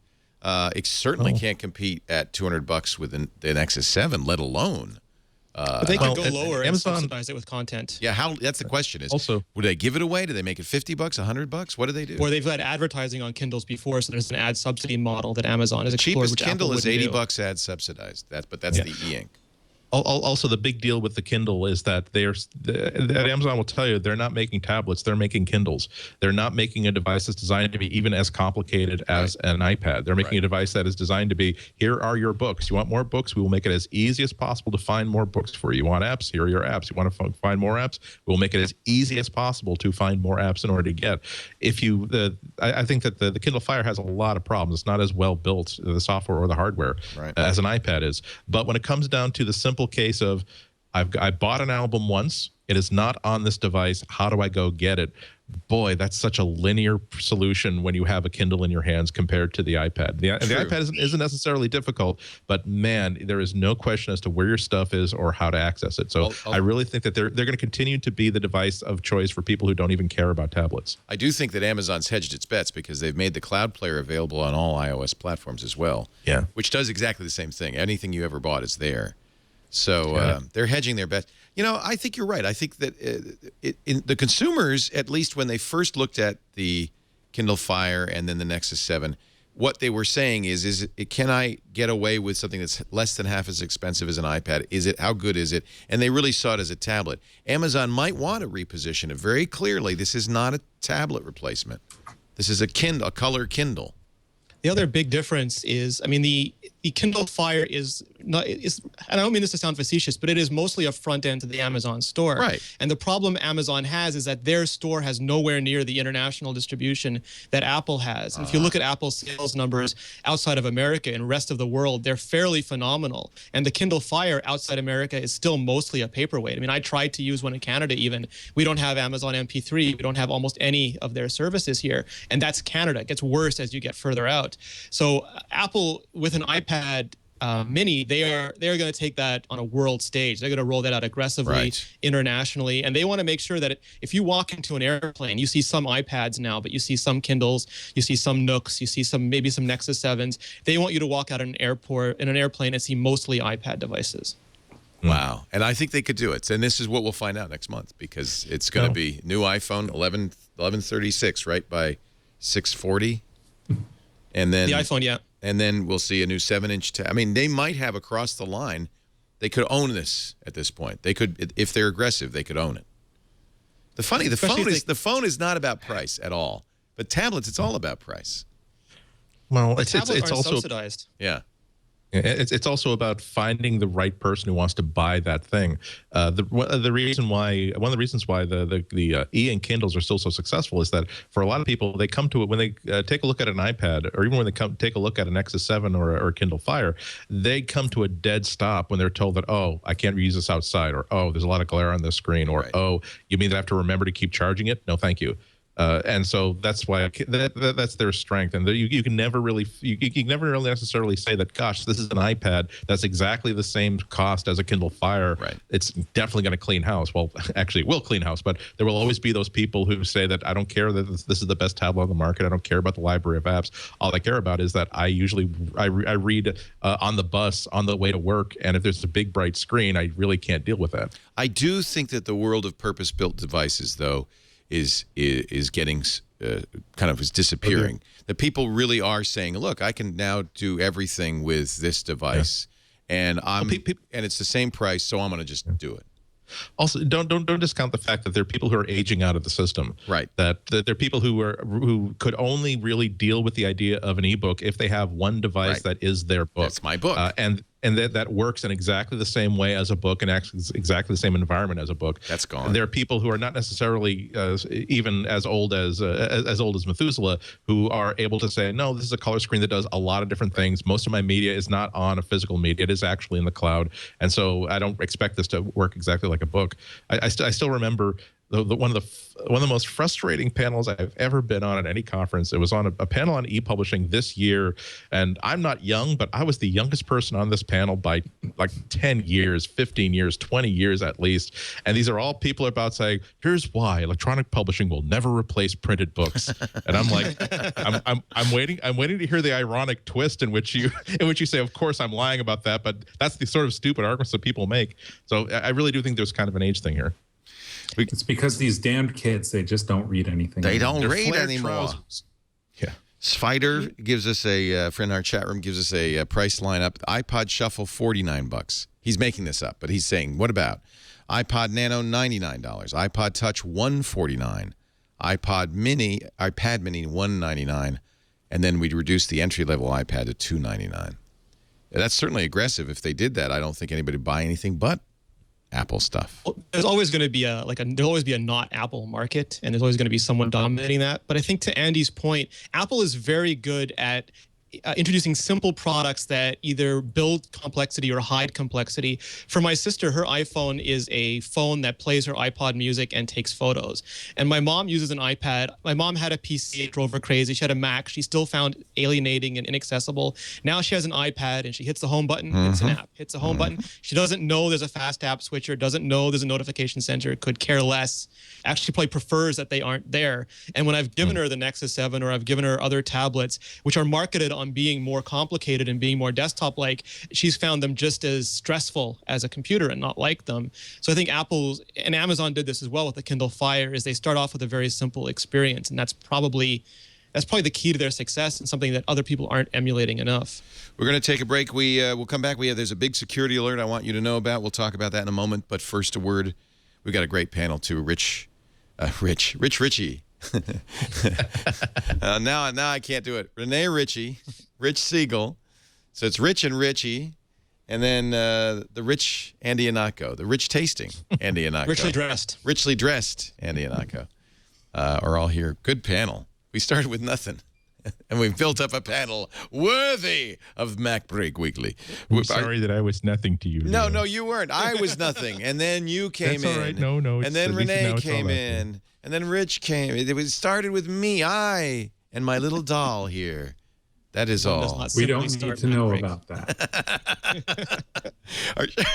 This portion of the show brought to you by Squarespace.com. Everything you need to create an exceptional website. Really, an incredible web host. Start with that. I mean, this is great hosting. People often say, I want to do a website. And I always say, well, there's three things you need. You need a URL, you need a host, and you need software to run on it. And Squarespace has put it all together to make it a completely simple solution that just happens to be no compromise solution, which is nice. Everything you need, no compromises. So when you sign up for the yearly plan, they will free and automatically set up your, you create your unique domain name, mygreatsite.com or whatever it is. They'll hook it up so it all works right with Squarespace. They'll give you the best hosting. You cannot bring a Squarespace site down. Our blog, our Inside TWiT blog, inside.twit.tv, has been running on Squarespace for years. Never a flaw. I can tell you, we've got custom sites that cost a hell of a lot more that go down all the time. Never a Squarespace site, never a security issue. And part of that is because of the tight integration of the hosting and the Squarespace content management system. They keep it up to date, so it's always patched, always flawless, always secure, and always performing. I want you to try it by going to squarespace.com right now. That yellow Get Started button, that's all you need. It was yellow. Oh, yeah, when I hover over it, it turns white. You can set up a site, and this is the new Squarespace software, just came out. So it's got some nice, really kind of advanced features, things like responsive design, which means, and this is what you do nowadays, instead of having a mobile site and a desktop site, you don't know what. People come on an iPad mini, a Nexus 7, well, you don't know what. So when you create a site, it works the same on all platforms, no matter what the screen resolution. They automatically, when you drag an image over to your page, they automatically process it into 7 different sizes. So it automatically looks beautiful, whether it's a 27-inch iMac or an iPod Touch. This is just the greatest stuff. And boy, it couldn't be easier to design your page. You start with these great templates. You drag, you drop. You can put in plugins that all of the social media sites, Flickr and Facebook and Twitter and all that stuff. Google Maps. I can go on, and really, there's no reason for me to, because it's so easy to try. Visit squarespace.com. Try it free. You get 2 weeks free, no credit card needed if you decide you want to buy it. The pricing is phenomenal. These new prices that they've put in make it so affordable. You can as little as $8 a month, but if you decide you want the kind of the creme de la creme, the top of the line plan with unlimited bandwidth, unlimited storage, unlimited pages, I'm going to hide the price because, I mean, this is an amazing deal. Unlimited contributors, you get the custom domain, they hook it up, you get the form builder, the 24/7 support, the free webinars and everything. $16 a month. That's hosting plus the software. That is an amazing deal. And if you use our offer code MacBreak8, MacBreak followed by the number 8 for the 8th month, you'll get 10% off that first purchase, so you save even more. Squarespace.com, everything you need to make a great website. Dan Gooden writing today in Ars Technica, Risk Assessment, Security and Hacktivism is the security guy at Ars. There is a critical Java bug that is in the current version of Java on OS 10. Now, remember, OS 10 does not ship with Java, but if you install Java, as many will, you'll be installing Apple's Java, and that is not patched for this. Online attackers it's a 0-day vulnerability. It's on Windows, Mac OS 10, and Linux. So far, all the exploits in the wild are on Windows PCs. But according to security expert David Maynor of Errata Security, he says Mac and Linux machines, even with the latest version of Java from Oracle, are easily exploited. So the flaw became available Sunday night. By Monday night, attack code was out there, in fact, added to an exploit kit called Black Hole that's sold on underground forums. So be prepared. The best thing you can do is just turn off Java. And I have to say, I think on many systems, certainly on OS 10, if you don't use Java, it just kind of disables it. And then when you want to use it, it says, I'm going to turn on Java. Is that okay? That's a good solution if you have to use Java. But the quote from the security experts is, please, for the love of your computer, disable Java on your browser. For the love of your... ringing endorsement of a basic technology. For the love of God, turn it off. No one ever says that I find the problem with your house. You don't have enough radon. Yeah, it's like yeah. F-Secure says there is no patch. The only solution is to totally disable Java. This is the most successful exploit kit plus 0-day Q horror. Please, for the love of your computer, disable Java. Cue the horror music. I left Java uninstalled, I left Flash uninstalled. It runs in Chrome if I need it. Right. I think Adobe CS4 was the last time it asked me to install Java, and since there's CS6 now, I haven't even seen a pop-up. Yeah. Yeah, I think it's time. FAA studying, wow, who would have thunk it, using devices on flights. They say, don't worry, we're not thinking about cell phones, but they are taking comments starting today on using your iPad or your iPod or your Kindle below the 10,000-foot mark. The FAA has formed a government industry study group. Oh, dear, that doesn't sound good. to study the use of consumer electronics devices on flights. The group will examine the testing methods aircraft operators use to determine which new technologies passengers can safely use aboard aircraft and when they can use them. The group will also look at the establishment of technological standards associated with the use of these electronic devices during any phase of flight. The FAA says we're not going to consider the use of cell phones, period. But I think there's a lot of people who would like to be able to read their Kindle in the first 10,000 feet. Yep. Without getting a nasty paper cut for their turbulence troubles. Exactly. Yeah. So that's although I should say that I thought that was sort of like a mental problem of mine that needed to be corrected, because in 2009 I decided I was never going to buy any actual paper media of any kind, and the only magazines I was buying at that time were like a copy of People magazine to read in the first 15 minutes of a flight before I could take out my Kindle or something else. And then it got me really nervous because I realized that, wait, you're spending $4 only because you're terrified of what would happen if you were alone with your thoughts for 15 minutes. Right. So I'm looking forward to that, but on the other hand, I can understand why we really are a pathetic culture that we cannot 5 minutes of looking out the window. No! Well, it's not just the 5 minutes. It's those are typically the most stressful parts of a flight, the takeoff and the landing, and the part where you want to distract yourself the most. Right. And that's the part where they're telling you, no, pay attention to all the doomsday thoughts going through your head. So it's a bit of a... And that clunking sound that they make. I don't know what that is, but it doesn't sound good. When you're in the plane, it's taking off and it goes boom, boom, boom, boom. You don't want to know that. We're cruising at altitude, and there's nothing else going on. I don't mind being bored, but if in the middle of a shaky takeoff, I'd like to be distracted. Thanks. I just close. I actually, for some reason, I don't know why. I think it is. It's a psychological mechanism. I fall asleep during takeoff always. I just go, and then I wake up later. I like sleeping during takeoff because then you don't know what's going on. Last question before we get to our tips and picks of the day, and I think is a very important one, posed by Quentin Fautrell in Market Watch. Who inherits your iTunes library? It turns out that you are licensed for your books, your music, your movies and TV show only through your death. And, if you had, he says, 10,000 hardcover books, 10,000 vinyl records, you could put them in your will. You could say, I give these vinyl records to my nephew who always loved the Count Basie Orchestra. But legal experts say passing on iTunes and Kindle libraries is much more complicated. I was once regaining consciousness, Leo, and the first thing I heard was my best friend standing over me saying, I get his iTunes library. What happened? Did you get clobbered on the head? No, I do Brazilian Jiu-Jitsu, and I did not tap fast enough, and I was choked unconscious. Holy cow. I might be misremembering, but wasn't there a Columbo in which the reason why he killed his rich uncle was to get his Audible subscription? I have 600 books in my. It was one of the Richard Kiley episodes, I think. Jack Cassidy. Jack Cassidy. I have to say that I've had Audible books for 10 years. I have 600 books. It is a library now, and it's kind of.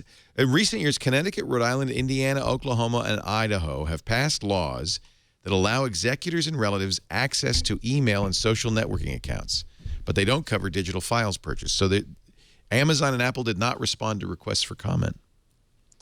Maybe it's just me and the people I hang around with, Leo, but the other thing that comes to mind is my 7-year-old godson. He was 6-year-old at the time, came up to me very quietly, whispered in my ear and said, don't worry, I know your iPad passcode, so I can keep using it after you die. That's what, for all practical purposes, that's what's going to happen, right? Is you just pass along your password. Nobody's the wiser. Well, it is actually part of modern estate planning, where who has like electronic rights to all of your data and all of your information, and that if you go to a sufficiently savvy estate planner, they will actually give you plans that you get a safety deposit box. You make sure that your passwords are on something that can be written by someone who has access to that box, because who gets access to your safety deposit box after you die, it's an old enough concept that it's completely unambiguous. And that's where you're going to be giving people access to all that stuff. For me, the problem it also kind of makes you think of, though, that if you're the one in the family who has all of the family pictures, like if you're the guy who keeps taking pictures every time, you really want to make sure that your family knows that this hard drive right here has 10 years worth of photos. Don't just erase it and use it and use it as an Xbox drive, because this is where all the important stuff is. So you get a little bit morbid about such things, but you have to realize that if you don't have the passwords set aside somewhere where someone can find it, if you don't have your master password to your 1Password and other accounts, a lot of really bad things can happen. And another aspect is that how do you want your friends to really find out about how you pass on? I mean, people can find out that, gosh, that this person usually is on Facebook at least twice a day. They haven't been on in 5 days. It's not as though you would want every one of your Facebook friends to attend your funeral services, but that's certainly an acceptable way of the people who would be interested and want to know about your current state to get that information out. So it's, death is just so damn complicated. I don't know why people mess with it. The reason is we're all assuming we're not going to die. And it's as Savage Mike said in our chat room, there's actually a phenomenally significant cultural shift going on. No used bookstores. I mean, everything is different all of a sudden. I think after the Matt Honan thing, we've all spent the last 2 weeks putting two-factor on everything, resecuring everything, and now you have to worry about how to let people back in again. Somebody's going to have to die.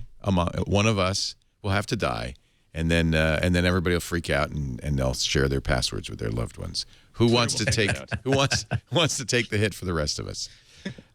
Hey, good news. No. Well, I am the oldest here. I'll probably be the first out. In fact, that's pretty much guaranteed. So I'll be the poster child. Good news. I think Apple listened to us. We were bemoaning the loss of Bob Mansfield, the last blue-collar guy there on the Apple executive team. He's decided to stay on. He's going to be Tim Cook's right-hand thought man. Also, Craig Federighi and Jan Riccio. Got a couple of Italians on the executive team, senior vice presidents. I can just hear Mansfield saying, "Just when I thought I was out, they pulled me back in." He announced his retirement in June. Instead, he's going to stay to work on future products. We're reporting directly to Tim Cook. So press related, but not at Apple. Designated muscle. That's going to be his new job. Consigliere. He sleeps with a fishes. I don't know where we got that from. Because they have two software guys listed. They have Federighi for Mac OS 10, and they have Scott Forstall for iOS. But they never had a Mac and an iOS device hardware guy. And even now, both Mansfield and Riccio are listed as just hardware engineering, but not specifically for either platform. It does. At some point, Apple starts to think of itself more as a iPhone company than a computer company. In fact, they may have already made that transmission. Well, the iPhone is a computer. Right. I mean, that's their number one product, right? Lately, I've been wondering if it's not so much of a case of iOS and macOS fusing, so much as Apple really planning ahead and getting ready for the day when traditional desktop operating systems are irrelevant. That's not going to happen in the next 2 or 3 years, but it might happen in the next 5 or 10 years. And they have to be thinking about it now, right? Yeah, and also historically they've been a company that's never been afraid to jump off a horse that's about 10 seconds away from death, and go on and have a fresh horse and a fresh rider. That's because they've had to. Well, I mean, if you look at Siri now, Siri's positioned a little bit like how Lisa was, as an introduction to natural language interface, right. Which is after command line, after GUI. They're already experimenting with what's going to be the next way to make computers even more accessible. And could Siri be an OS? If you listen to Scott Forstall talk, he says, watch the trailer in Siri as if it's its own thing. And there's just no telling where Apple's going to be in 5 or 10 years. Wow. Yeah. That's interesting. I just hope they don't get ahead of the public. I think they generally spend some time being ahead of where the public is at any given moment, which means that they're right where they need to be when people's attitudes start really becoming trackable. The problem is that nobody has really ever embraced natural speech interfaces for computers before. And it doesn't matter how good the technology is. If the society is not ready to, if that's not the way that they hope to interact with the computer, if it's not relevant, all the commercials in the world, they can get Martin Scorsese. You can even dig up Alfred Hitchcock and get him in a Siri commercial. It's not going to sell it.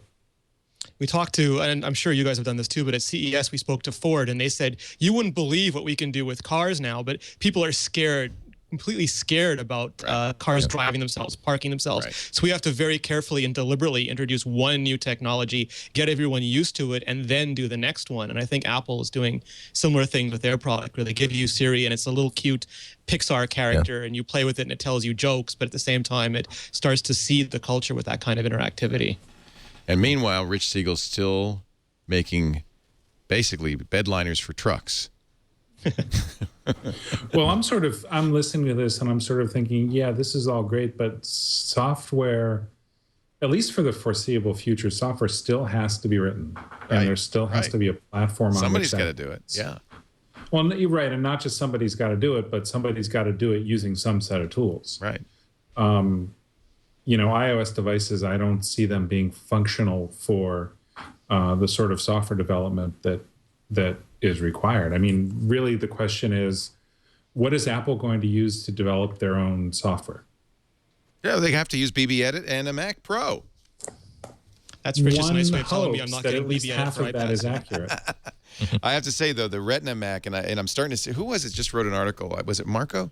Yeah, I think it was Marco. John, both of them. Yeah, saying, hey, this could be my only computer. It's actually better than my Mac Pro. I think that Retina, and we've heard a rumor, Rene, have you heard this, of a 13-inch Retina MacBook? I have. My understanding is that when you go to larger screens, like the 27-inch display and the iMac display, the yield becomes, the cost and yield rate are just nowhere near commercial products. Also, we're seeing even in the Retina, it's hard to move that many pixels around on the screen. It is bleeding edge for the GPU in the current Retina MacBook. Right. When you go smaller, though, your problem is that you need, like the 13-inch the 13-inch MacBook Pro does not have a discrete GPU yet. Right. So Apple would have to add one, and then you've got to figure out how to have enough battery to drive the display and the GPU. So they'll do whatever. Like, the 15-inch was a sweet spot. That was the one they could put the GPU in and the battery in and power that display. And I think they're going to factor down, get that right, and then start branching out to other products. And now we see why Bob Mansfield has stuck around. Yeah, yeah, you ain't going anywhere, Bob. You figured this out. He's very good at solving problems like that. Yep. The real question, Leo, though, is, you're in the same boat as me, as we both bought 15-inch Retina MacBooks, and now we're going to be tempted by the 13-inch, but we're going to know the Air might be coming eventually. No, I'm not. And are we going to just have to buy all of them? Yes. I'm actually not tempted. I think the Mac 15-inch Retina is the sweet spot. Perfect. I love the size of the screen. There is lag, when you do things like slide the screen. There's a little bit of lag because you're moving massive amounts of pixels around. But I am just so happy with it, and the best Mac I've ever owned. Yeah, really nice. Again. How dare they?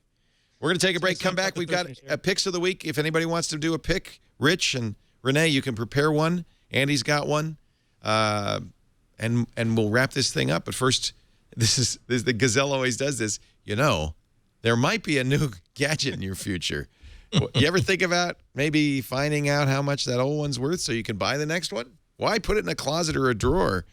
How much is your old iPhone worth, or your iPad, or even that old iPod or MacBook? When it's time to get a new gadget, go to Gazelle first and pave the way.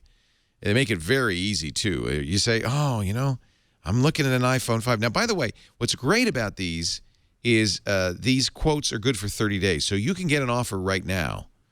This is the 32-inch 4S worth $251. See, that's going to pay for your new phone right there. Get that offer, and you don't have to send it to them right away. You could say you got 30 days.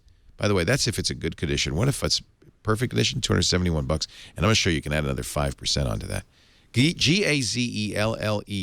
This is the way to kind of keep everything moving forward. In a way, it's a form of recycling, isn't it? Somebody's going to love that old iPhone, and you're going to get some cash. The way it works is you go on here, you get quotes for all your gadgets. You might as well get as many as you want. You throw them in a box. They will send you a mailing label. They pay the postage on anything worth more than $1. And then they send you a check, PayPal. You can get an Amazon gift card. And by the way, I would do that because they add 5% to the value. I guess they're rebating the affiliate fee or whatever. But 5% more if you use an Amazon gift card. And since, we're all spending a little money on Amazon these days, I think that's a good deal. If you've got an iPhone, a cell phone, an iPad, an iPod, a MacBook, or a Mac, and you're ready to move on, get that BlackBerry out of your system. That can't be worth too much. Ow. How about that Samsung Galaxy S? How much was that worth?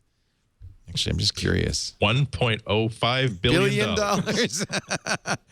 Maybe I should get rid of my S3 because it is time, perhaps, to switch back to iPhone. Free of water damage, you bet. Let me just see how much that's worth. Calculate my VAT. Oh, yeah, baby. See? That pays for the next phone.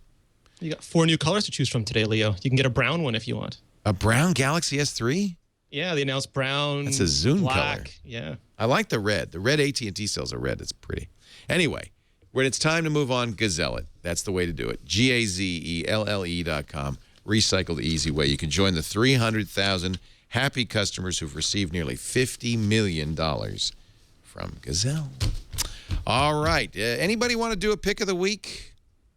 Sure, I will. All right, Rich. Well, first I must maintain karmic balance since you were so kind as to give me an unsolicited placement. I'm going to do it for somebody else. All right. There's an outfit called Tagstand, TAGSTAND.com. And they're an outfit that specializes in producing and selling NFC tags and readers. Because I bought the Samsung Tactile, and it's like expensive. It's like $5 per, $4.50 per. These guys sell cheap NFC tags. Yeah, and it's really neat stuff, and they'll do custom prints for you if you want to do something like that. They have, kits for hobbyists and businesses who want to produce tags in quantity, and just a lot of really sort of neat stuff to fool around with. This is a neat company. This is why I wanted Apple to put an NFC in the new phone, because I really want this to take off. She's showing an NFC business card so that you could put a tag in the business card, and then people just pass their phone on the business card. Yeah, we actually have a couple of NFC tags in the house. My wife's a web developer, and she has a Galaxy S2 with the NFC on board. Right. And so there's an NFC in the house where she walks in and puts her phone on it, and it logs into the access point in the house. There's an NFC in her car that she holds the phone next to, and it pairs the Bluetooth with her car and turns the Wi-Fi off, and sort of there's a lot of everyday practicality here, and this is a standard, so you don't have to buy the Samsung Tactiles. You can get the NFC tags for as low as $1.50, I think, from tagstand.com. Correct, and so I just wanted to kind of throw that placement out there for that. Thank you. Yeah. My own pick of the week is non-technical. It is. You got me started on the black blood of the earth. Now what? I got started on something new. Ooh, biscotti spread from Lotus. Biscoff. Where's my glare? Biscoff spread. Now, is that like Nutella? What is that made out of? Well, it's made out of cookies. Biscoff is a brand of cookie. They call themselves the airline cookie because they're very popular. The cookies are actually very popular as airline food on some airlines. And so they've figured out a way to blend them into something which sort of resembles Nutella in its texture. It's very smooth and spreadable, and you may never actually end up spreading it on anything. You may just start shoving a spoon into the jar and just eating it. Does not seem like a good idea at all. They have two types. They have the regular, the smooth, and recently... Oh, no. Please don't. Crunchy. No. You curse you, Rich Siegel. Curse you. The crunchy is... They're both really delightful. The crunchy is just a whole new level. You sent me a great care package of Rhode Island. Was it you who sent me the Rhode Island stuff? I think that might have been me. That was so sweet of you. I got 2 different kinds of coffee syrup because there's competing brands. Yeah, you got the good kind and you got the autocrat. I remember that. Some people are autocrats, and some. What is the other one? Eclipse. Eclipse, that's right. And you're one or the other if you're in Rhode Island. You can't be both. And then you sent me an amazing mix for clam cakes, which I missed terribly. Maybe they don't serve clam cakes anywhere but on the shore of Rhode Island. But basically, it's a fritter but instead of like a corn fritter, but instead of corn, it's got clams in it. And they come in a brown paper bag that's just covered with grease because, of course, they've been deep fat fried. And it's the best thing you ever ate. No, Leo. The best thing you ever ate would be a clam cake with that spread on it. Oh! The Biscoff spread on it. No, God, no. Biscoff does not go on clam cakes. Anyway, Rich, so you admit you've tried it. It was very kind of you. So thank you. Yeah, I wish you hadn't showed me this Biscoff spread. So yeah, this is fortunately or unfortunately, a lot of grocery stores have it. Yeah, there you go. A lot of grocery stores have it, but you know what else? Amazon has it. Oh, even worse. Amazon. And if you're an Amazon Prime member, You could have it tomorrow. you can have it tomorrow. Amazon yesterday. Oh, God. Yeah, when Amazon And started actually, selling... that was something I was sort of curious about listening to you guys talk about the Kindle and the Kindle Fire. I was thinking, gee, I wonder if you can use a Kindle Fire to buy stuff from the Amazon store using your account. By the way... I can't see the listing from there, but I was highly amused the first time I found it because it was actually listed under medical supplies. That's what you're going to need if you buy it. No, it's in gourmet and grocery. Now, this is a pack of 2 for $13.10. Does that seem like a good deal? It's a reasonable price. Yeah. I guess if you have to ask, you just shouldn't. It's like $5 or $6 a jar. I forget exactly how much it is. Here's the crunchy. 13 ounces. Do you have an idea how many packs of cigarettes you'd have to smoke to have that same sort of health crisis effect? It's a bargain. By the way, apparently John Slanina says, don't push that add to cart button. I already bought it. So I guess we're getting some shipped instantly. What we should do is, to be fair, is to try the competing product, Trader Joe's. This is so successful, it's already made its own fake Biscoff spread called Trader Joe's Speculoos Cookie Butter.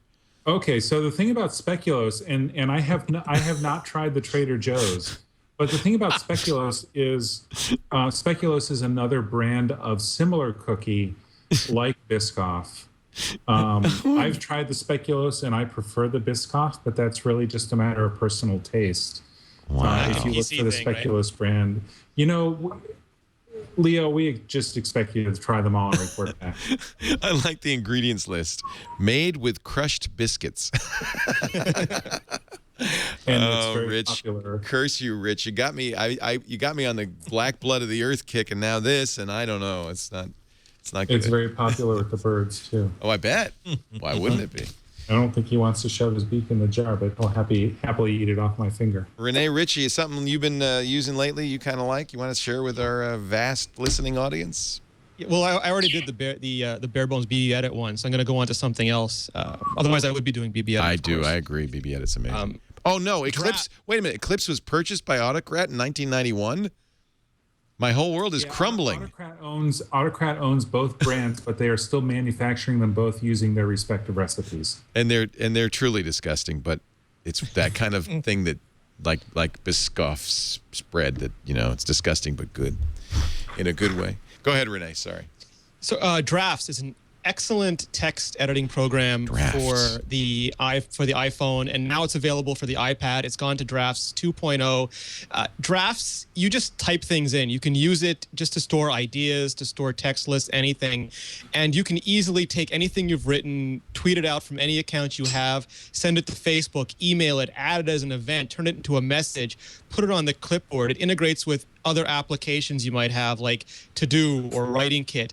It is just, using it for the last week, it's just become my go-to place to put any text in iOS that I want to do anything with at any point in the future. It is by Agile Tortoise, $1.99 for the iPhone version. Drafts. I think the iPad version's not much different. Might be this thing. $2.99 for the iPad version. $2.99. Cool. I'll try it. Thank you, Rene. Andy, you got a recommendation for us before we wrap this puppy up? Mine is a fun little photo app for macOS called Color Strokes. It is a simple photo app that does only 3 things. Oftentimes you've seen like these effects that people will sometimes do to They'll take a color photo and put it into black and white, but then restore the color to like the part of the picture that you want people to actually see to sort of attract attention to it. Color Strokes does that. It's similar to a lot of different iPhone and iPad apps like that, and it also lets you do other things that are kind of similar. Similar sort of thing where you use a simple paintbrush to mask a section of the photo and say, this is the foreground, this is the thing I want people to see. They can make the background all blurry, make the background black and white, add certain like post-processing film effects to it. And it's the simple way to do something easy that you would normally need, like a more expensive photo app for, like Photoshop.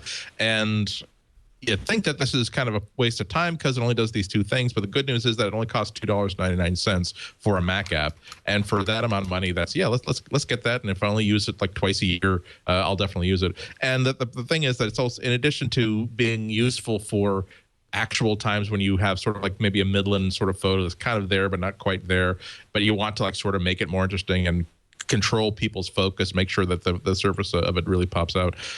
It's also kind of just fun to play with. Just put a photo in there and just mess around with it and see what happens. Or even if you never share that photo out and use it to anybody else, it's kind of fun just to play with. And for $2.99, that's a good amount of entertainment for $2.99. Yeah, it's a neat effect, actually. Yeah. Yeah. So this used to be Color Splash Studio, because I have the original version from Mac Fun, so they've renamed it Color Strokes. Got it. On the Mac App Store as well as the iOS Store.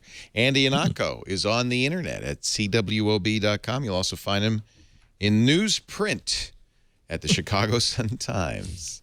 Always a slice. Thank you, sir. I do not discriminate. I want anybody who can read anything on any surface. Your Skyrest pillow is on its way to you. We also... Sorry. Go ahead. No, I'll inflate it for you just so you don't have to blow it up. But that's going to add. Oh, you mean that it'll have Leo air in it? Oh my God! It'll be full of my hot air. That's going on eBay immediately. Leo's spit.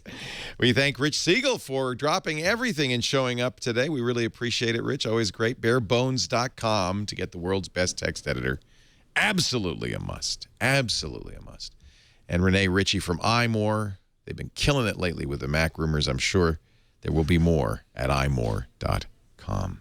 Thank you for being here. We do MacBreak Weekly every Tuesday, 11 a.m. Pacific, 2 p.m. Eastern Time. That's 1800 UTC on twit.tv. Watch live. Chat room's very valuable to us. We really appreciate that.